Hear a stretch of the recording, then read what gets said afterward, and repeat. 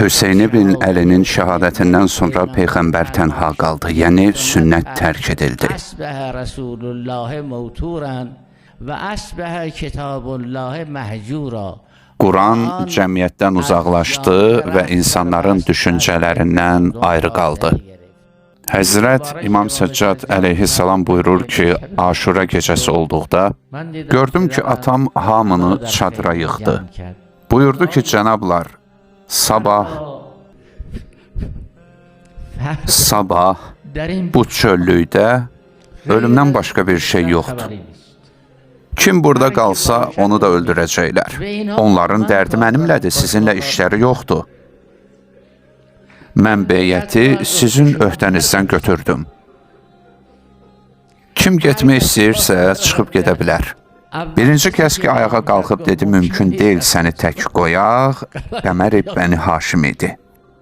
Həzrət Abbas ibn Əli idi. Daha sonra digərləri də ayağa qalxıb dedilər ki, səni tək buraxmağımız mümkün deyil. Əshab ki, hamısı gedib şəhid olduqdan sonra növbə Hüseyn ibn Əliyə çatdı. Qayda və ənənə belə idi ki, bir mücahid meydana çıxanda başqaları onun döyüş atını hazır edirdilər. Lakin Hüseynin atını hazırlayacaq heç kəs yox idi. Həzrət Zeynəb-i Kübranın zəban halı belə deyirdi ki, gərək Hüseynin döyüş atını özüm yəhərliyim. Hüseyn ibn Əli ata mindi. Zeynəb-i Kübra dedi, biz ki səbirliyik, lakin bu gecə bu çöllükdə səhrada mən nə edim? Bu sözlər zəban-ı hala daha yaxındır. Həzrət Hüseyn ibn Əli Zeynəb-i Kübraya nə dedi?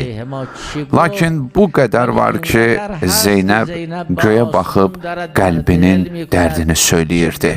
Bu gecə ayın üzünü ört ki, karvan yolu açsın, ta ki heç bir karvan daha qətligahın istiqamətinə gedə bilməsin.